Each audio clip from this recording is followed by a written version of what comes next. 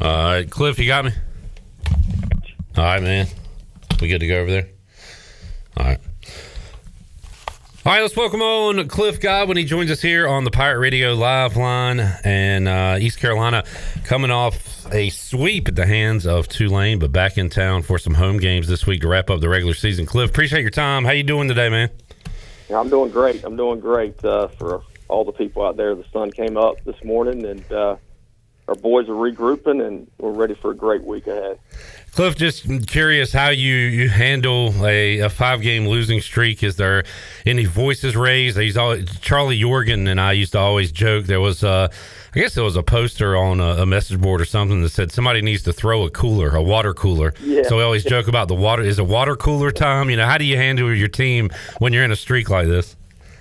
Oh, man, this group, and I would tell everybody that is a fan or not a fan, man, this group is the strongest connected group that has been a part of my head coaching career here at East Carolina, and that's no disrespect to any of the great teams that we've had here. But, when people have asked me just when, of course, everything was going good, it was like, what is it about this group? And, of course, we have talent, but they love one another. They want their teammates to succeed, even maybe more than what they want themselves to succeed at times. And it's been neat for me to be a part of it because I'm like, man, this is special. And especially in a day and age of the transfer portal and NIL and, hey, what is it in for me?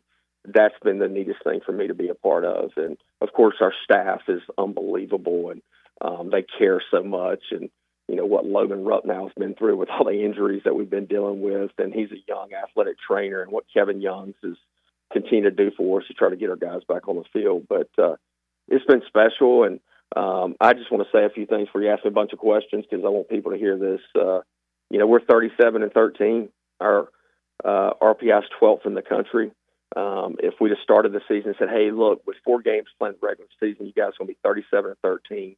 Your RPI is going to be 12th in the country. You're going to be 1 game ahead of UTSA to be able to win the conference championship regular season again.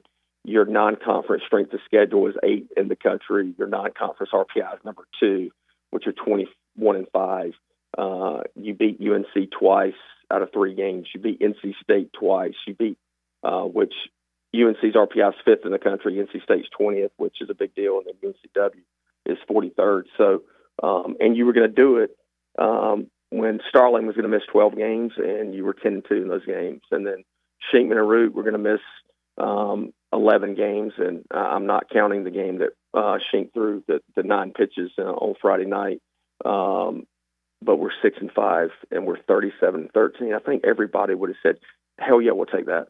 I know Clip would have taken it. I know Coach Godwin would have taken it. So at least there's 2, right? No doubt, and you bring up some good points, Cliff. And on the health side of things, can you give us an update on Zach Root and where he is right now, and kind of a 2-parter? Wyatt, are you expected to use him as you've been using him, before he rested, or is he on kind of a count now moving forward? How about those 2 guys?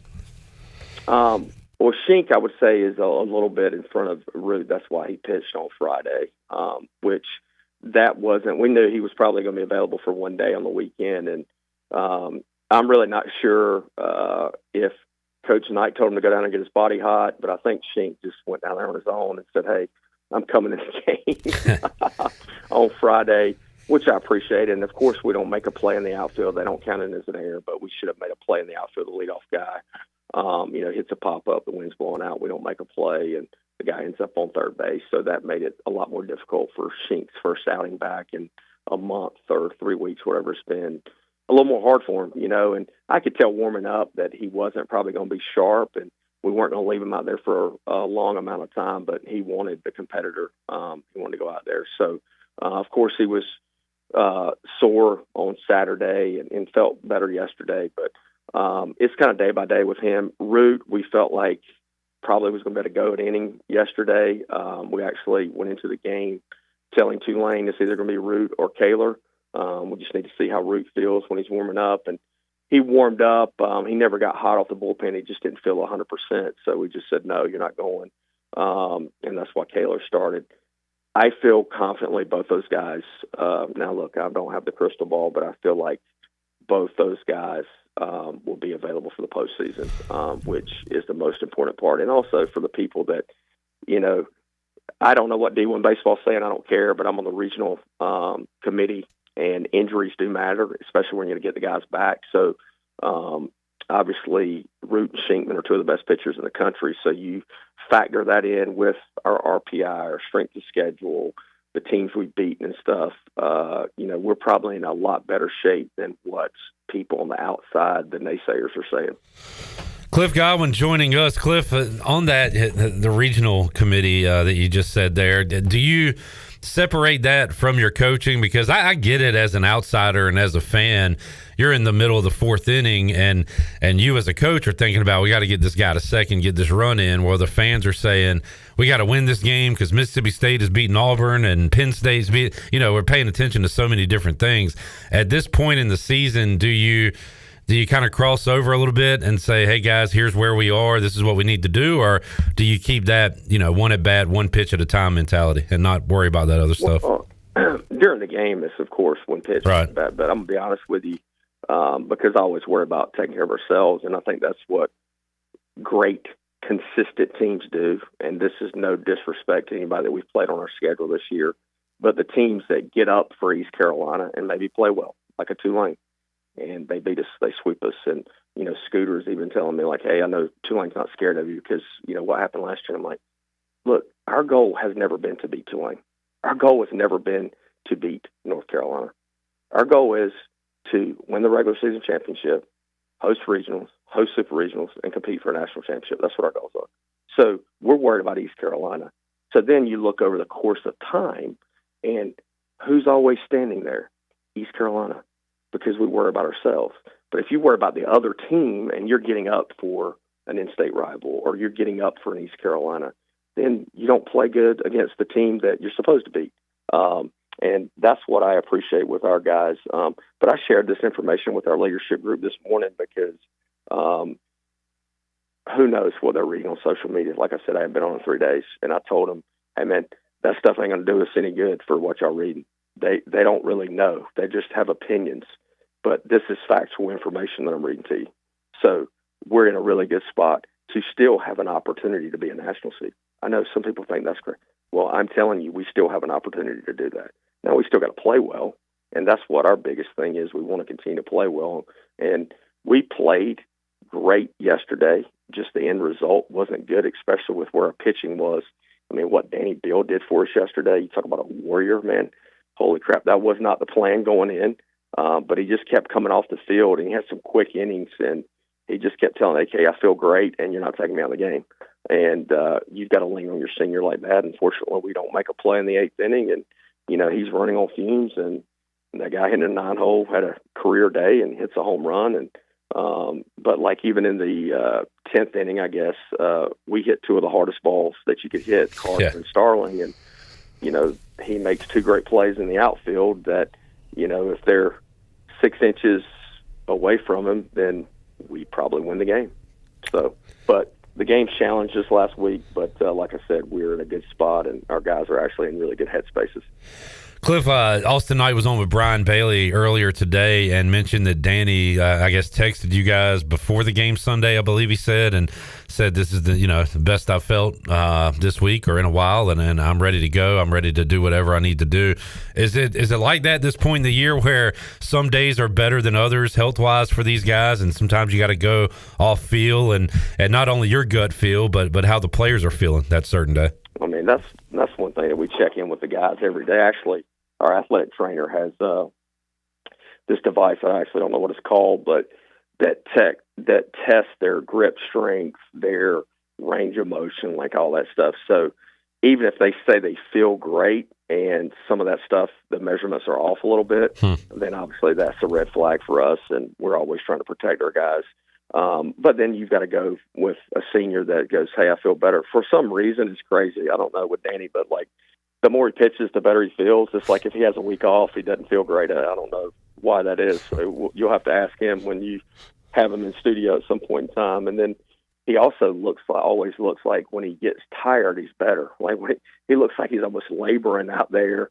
And I mean, he's very efficient. His stuff's sharp. He's locating pitches is crazy. I mean, I felt like the 7th and 8th inning were two of his best innings on the mound, and he was going through some of their hottest hitters.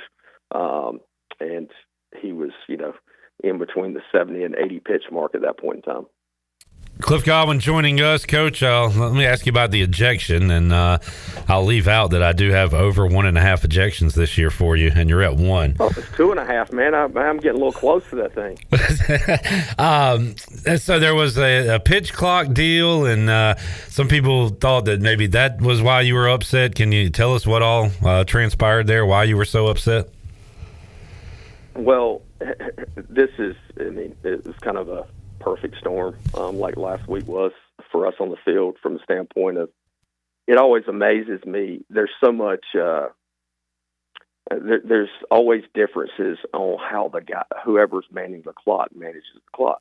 By the letter of the law, when the pitcher receives the baseball, whether he is in front of the mound or he's on the rubber, that's when the clock is supposed to start. Now, I would tell you that most, and I think this is a better version of the rule, most do not start the clock until the pitcher gets onto the rubber. I would say that. The guy who had it on Saturday night was more towards, hey, when the pitcher gets the ball. So it was going a little bit quicker. The thing that really I was irritated with a little bit in Dixon's at bat, Dixon didn't see the sign, which I'm looking in between the guy that was on first and Dixon, and the dugout's kind of like throwing their hands up or whatever, but one of our bullpen pitchers, the bullpens were on the mound, the ball had rolled down in foul territory. Now, Cliff, you've watched enough college baseball games. What do the umpires do normally when a ball gets onto the field? Yeah, call time, stop the game, everything stops. Yeah, and I didn't see this, but the home plate umpire kind of had his hand up, is what our guys told me once I got in there, but he never called time. Well, that was before the guy said that Dixon was in violation of the 20-second clock because he was not looking up within 10 seconds. Well, was trying not to lose my composure in that moment there, because Dixon still had one strike. We had runners on first and third, and I think it was a 3-run game at that time. So, of course, Dixon gets out. I go back into the dugout, and they're telling me all this information, and then the guy calls me out there and is like, hey, just want to let you know that there's been a malfunction in the 20-second clock, so we're keeping it by hand.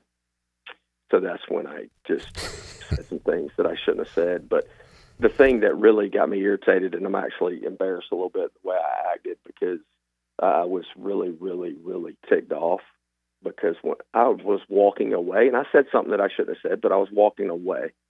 And I'm definitely not comparing myself to Aaron Judge, but I think Aaron Judge has been thrown out one time in his career, which was this year.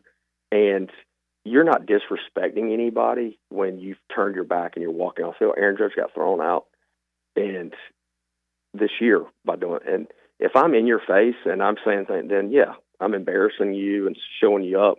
But that's really when I lost it, was when he threw me out, because I was like 5 steps away from him, like heading back into the dugout.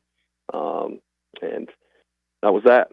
All right. Well, that's your 1 for the year. You're not getting any more, so you got that one out of the way. Good to go now, right? That's right. Yeah, there you go. Campbell coming up on Tuesday, and then the regular season finale series against Rice. And again, Coach, you worry about yourselves. You want East Carolina to be the best team they can be. But this Campbell thing, man, Campbell has had ECU's number for whatever reason. Well, one of the reasons they're a good baseball team, but they've got a nice winning streak going against ECU right now. I know you're trying to snap that on Tuesday, but you know how good this group is. Is it four in a row, Clip? I believe it's either 4 or 5. Yeah. Yeah. We're just trying to play good, and Campbell has been really good over the past couple of years. I thought they should have hosted a regional last year over us. I didn't think that it was fair to them that a couple of the SEC schools got host spots over them, which I don't think they could have hosted on campus, but they could have hosted somewhere else. And I thought they deserved to do that last year with the body of work that they had put together, especially beating us 3 times. But yeah, Justin does a great job. We're looking to come out tomorrow night and have a great crowd. I mean, look, we got 4 home games in the regular season left, and especially for our seniors, I just would challenge Pirate Nation to come out in full force and be loud and get the purple gold chance going early, because these seniors who have invested a lot into this program are playing their last regular season games here at Clark LeClaire. No doubt, and going to be some great crowds this week for sure. Cliff Godwin joining us, Pirate Radio Live Line. Cliff, real quick, just looking at this offense, and Riley Johnson's kind of been in and out, and we've talked so much about how much of a warrior he is. His teammates that I talk to say he goes through stuff that none of us will ever know, and how much he's battling, and then how much he gives you. But, man, he has been awesome at the top of the lineup this year. And of course, you go down the list, Cunningham and JC and Starling coming back from battling some injuries. But these guys are certainly battling, and I think Riley Johnson's almost the figurehead for that, the way he goes out there and plays.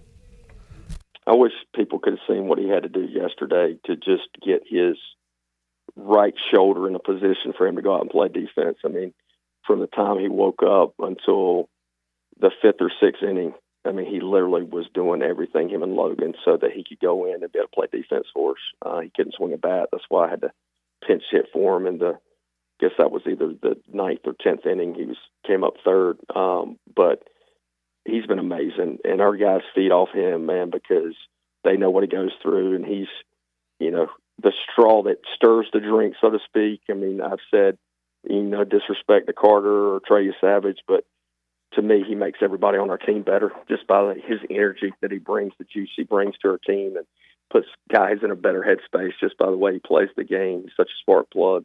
But I thought our team and our offense, especially look, what had happened this past week going into yesterday, you get down 5-0, and for our guys to battle back and take the lead, and what Danny did. The end result wasn't, but a lot of teams that would have been in our situation on the road would have got 10-run ruled when they got down 5-0, and our guys never flinched. They just kept fighting. Cliff, we'll wrap it up. Sounds like your message to the team and to everybody, the fans included, is, man, we got a lot to play for. We're in a good spot right now, and let's go win some games and see where it falls. But sounds like despite what has transpired here very recently, you are excited about where this team is right now. Let's go back to Clip.